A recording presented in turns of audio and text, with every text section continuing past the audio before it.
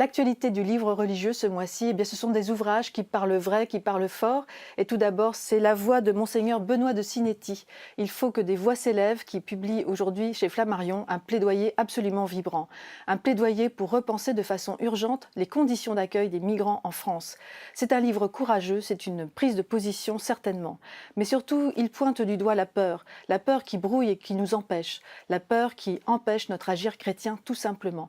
Ce livre est à lire comme une alerte, pleine de foi et de conviction.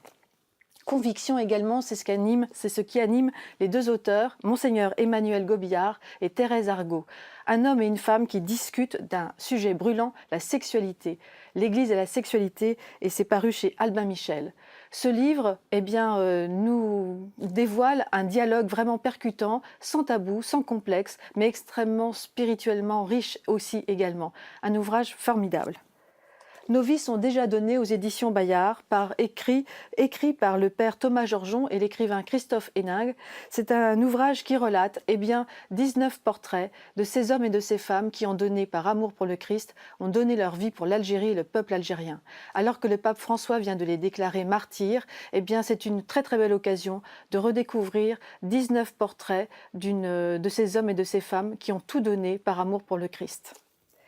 Les voix du silence à présent par le dominicain Rémi Chéneau aux éditions du Cerf.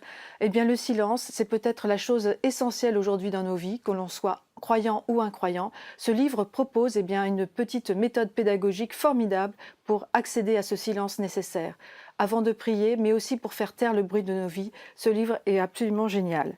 Et puis enfin, pour terminer, un ouvrage que je vous recommande, Et moi, je te dis, imagine, écrit par deux pères jésuites, Nicolas Steves et Gaetano Piccolo, aux éditions du Cerf, qui nous dévoilent tous les secrets d'un bon prêche, d'une très bonne homélie. Vous allez découvrir à quel point il faut du fond, et puis surtout, il faut savoir imaginer. C'est un ouvrage que je vous invite vraiment à découvrir.